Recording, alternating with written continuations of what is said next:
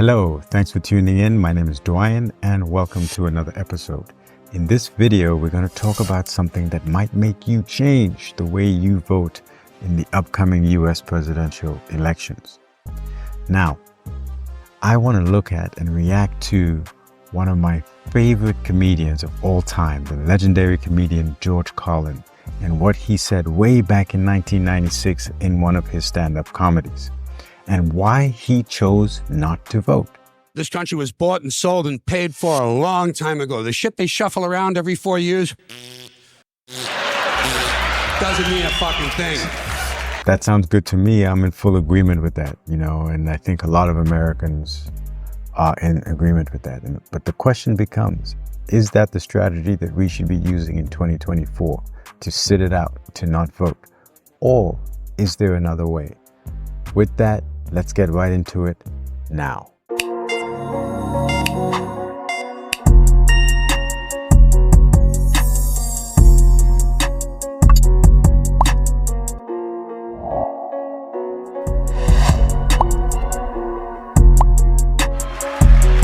So I have solved this little political dilemma for myself in a very simple way. On election day, I stay home. I don't vote. Fuck them. Fuck them. I don't vote. Two reasons I don't vote. First of all, it's meaningless. This country was bought and sold and paid for a long time ago. The shit they shuffle around every 4 years doesn't mean a fucking thing. Absolutely. And secondly, I don't vote because I believe if you vote, you have no right to complain. People like to twist that around. I know. They say, well, if you don't vote, you have no right to complain. But where's the logic in that? Exactly. If you vote and you elect dishonest, incompetent people and they get into office and screw everything up, well, you are responsible for what they have done. You caused the problem. You voted them in. You have no right to complain. I, on the other hand, who did not vote, You have a right to did complain. not even leave the house on election day, Yep. am in no way responsible for what these people have done and have every right to complain as loud as I want about the mess you created that I had nothing to do with. Absolutely. So I know that a little later on this year, you're going to have another one of those really swell presidential elections that you like so much. You'll enjoy yourselves. It'll be a lot of fun. I'm sure as soon as the election is over, your country will improve immediately. As for me, I'll be home on that day doing essentially the same thing as you. The only difference is when I get finished masturbating, I'm going to have a little something to show for it, folks. Thank you very much. Okay, he got kind of crazy at the end there, but absolutely, man. I think that is so true, man. People say all the time, people will say, if you don't vote, that means you're going to let the guy who they don't like in, right? In this case, it would be Trump. Or if you're the Trump supporter, say, no, if you don't vote, you're going to let Kamala in, right? And for me, this is just this lesser of two evils. We have to break the cycle. This lesser of two evils is playing out again in 2024. You can see here, this is a Fox News poll. But you can see in this news poll on the left, you have Harris supporters.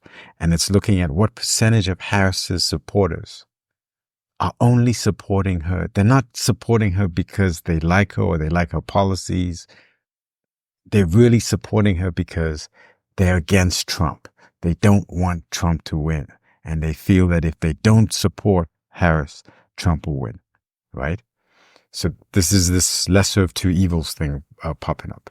And similarly, when you look on the right-hand side, you'll see that the Trump supporters, there's a percentage of them, 1 in 5 Trump supporters, 22% according to this poll, are only voting for Trump because they don't want Harris. So Harris definitely has a larger percentage of her supporters that are against Trump than Trump has against Harris. And that's what this shows. And this is this lesser of two evils mentality that we are in the United States of America. And what it does is that it really restricts our ability to get out of this lesser of two evils. Why do we want evil at all? Why not have a third option? Okay. Now, this video really is for independent candidates. Okay. Independent voters, because quite frankly, I think that, you know, most people in America, most voters are pretty much Republican or Democrat, right? They're going to vote blue no matter who, and they're going to vote red until they're dead. Okay. That's how it's going to be. That's how the voting is going to go. But there are a group in the middle called independent registered voters, who kind of wait to see how things are playing out, and then they decide their vote. Now, if we go back to the 2020 presidential elections, okay, you can see that the breakdown of party affiliation is pretty much like this, right? You can see that the green are the independent voters, people who are not registered to the Democrats or Republicans. And really, these are the people that I'm speaking to in this video, that I'm urging to do what I think should be done in 2024. Not what George Carlin said, which is don't vote at all. I think we should vote. And I'm going to get to that in a few minutes. So how did independent candidates vote in the 2020 presidential elections? Well, we can see there that, let me just bring this up so it can be seen a bit better. So you can see that independent candidates overwhelmingly voted for the Democrat or Republican, right? So these are people who are not registered to the Democrats or the Republicans, but in the presidential election, they tend to vote either Republican or Democrat. And the truth is, the majority of independent candidates are also stuck in this lesser of two evils mentality and mindset, right? Where they feel that, if I vote for a third party, then the Democrat's going to win. If I vote for a third party, then the Republican's going to win. So I have to join one of the evil camps, right? And as you can see in the green there, 3%, and that's 3% of all the third parties, anybody who was not Republican or Democrat, combined, 3% of independent voters voted for independent candidates. Now that doesn't make sense to me. And it's because we have been brainwashed into this lesser of two evil. Trump is a national threat. Harris is a national threat. We can't have either of them. The country's gone, and we fall into that. Okay. Now, what I'm saying is, look at the gray on top. You see that 10% of independent voters didn't vote. So they employed the George Carlin strategy. They did not vote. But you see, there's a problem even with not voting. And look, back in 2020, I was part of that 10. I did not vote in 2020. Okay. And because I was like, no, I don't support the Republicans or the Democrats. I'm never going to vote for them. No matter who they put in, even if they put Jesus Christ, I'm not going to vote with Republicans and or Democrat. So I decided not to vote. But I believe that that's the wrong strategy. And I definitely think that that is going to be the wrong strategy in 2024 as well. Okay. Because, and I did a whole video on this. I don't want to repeat everything that I said. I do urge you to check out the video. I'm going to put it on the screen here right now so you can see the video here.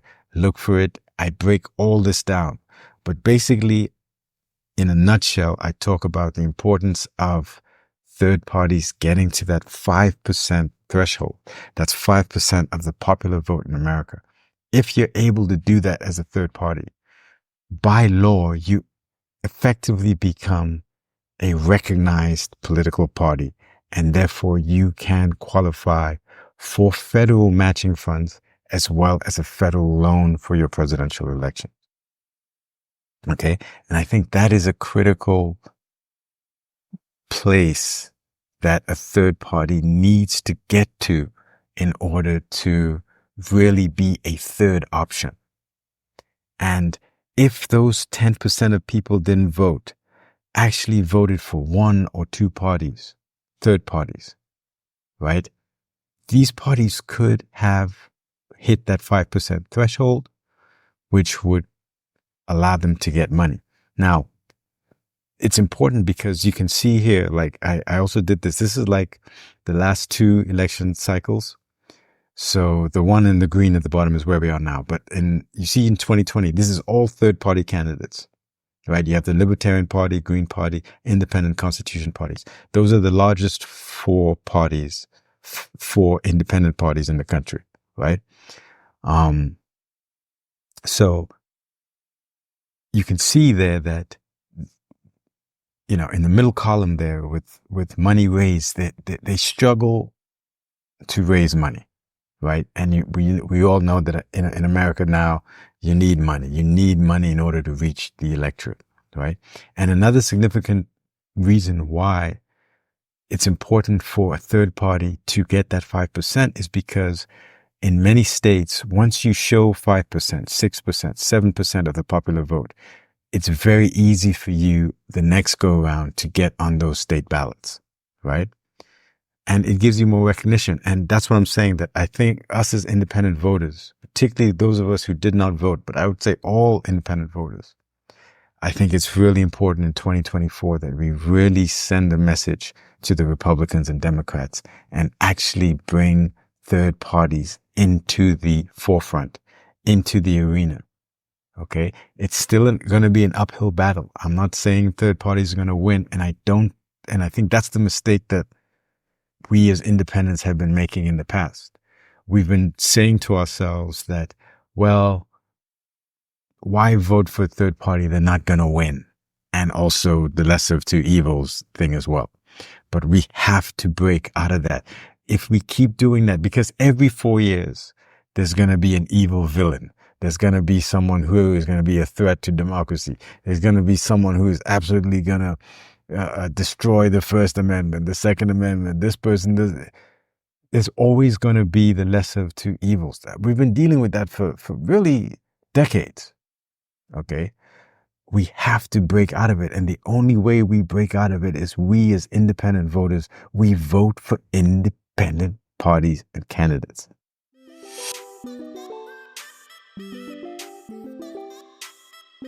The question now becomes, okay, so how do we vote? Which third party do we vote for? Now, I would suggest, and again, I have this on the screen, you can see that I think, let me start by saying this. Ross Perot was the last third party, the Reform Party was the last third party to get 18% of the popular vote in 1992. And then, of course, 4 years later, they got federal matching funds of $35 million. So some people will probably say, well, what happened to them? You know, and what happened to them is the fact that I think the Reform Party, it was really about Ross Perot. It was individual based. It wasn't the party machine wasn't there. And I think that's what's critical for a real third candidate, a third party to emerge. The party machine must be there so that it doesn't matter who the candidate is. The party machine is still there and people still vote for the third party, right? Just like the Democrats and Republicans have. Every 4 years, they field new candidates and people still vote for them because the party machine is there. It is party focused, right? Whereas with the third parties, I think it's just that individual candidate that is the face of the party. And when that candidate leaves after 4 years or is no longer there, there's no party. So I don't think that we should make the mistake of just trying to find a savior, an individual, and worship that individual. No, we should support parties that have history, that have ballot access, that have the know-how on the ground. They have the party machine. And I would argue that it's the Libertarian Party and the Green Party. I think that's where independent voters should vote. Don't vote for any other third party. Because remember, we're trying to get 5% of the popular vote. So we have to crowd our vote into just two parties. Ideally, it'll be great if it's one, but at least two. And I say these two, not only because they have a history of fielding candidates, as you can see here, they have a history of raising money. They have a party machine, but also because one is kind of on the left and one is kind of on the right. Right? You have the Green Party, which is considered progressive on the left, and then you have a party on the right of it, which is the Libertarian Party. So independent candidates who are left can find, the Green Party, and then on the right, you find the Libertarian Party. And look, it doesn't matter if they don't agree with every single thing that you agree. Find the 2 or 3 big things that you care about, that they represent, and choose one and support them. You understand what I'm saying? Because the goal here is not so that they win.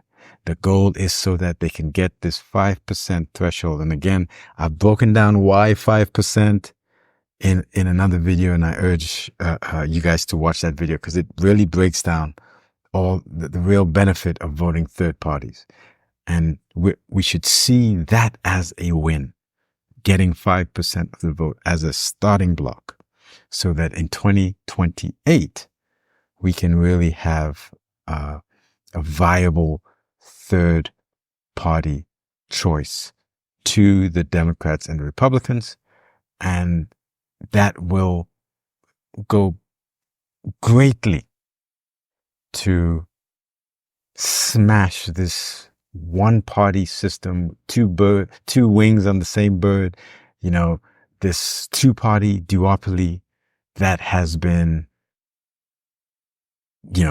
running our lives and not doing anything for Americans. They are completely bought out, as George Carlin said. They are loyal to their donors, to their corporate donors, not to the American people.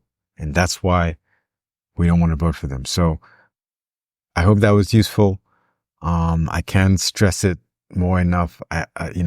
Please do vote. In the past, 2020, I'll be like, don't vote, because I'm in the George Carlin camp. But we have to vote, and we have to vote third party, so that we can break the two-party system. Okay, with that, that's it. Thank you very much for watching. I appreciate it. Please subscribe, like, share. And, I hope for many of the independent candidates out there, I hope you guys will take the time to study the Libertarian Party, study the Green Party, see what they stand for, and, make that choice in November, and make that choice for an independent third party. That's the only way we're going to break the two-party system. Peace, love, take care of each other, and I'll see you guys in the next episode.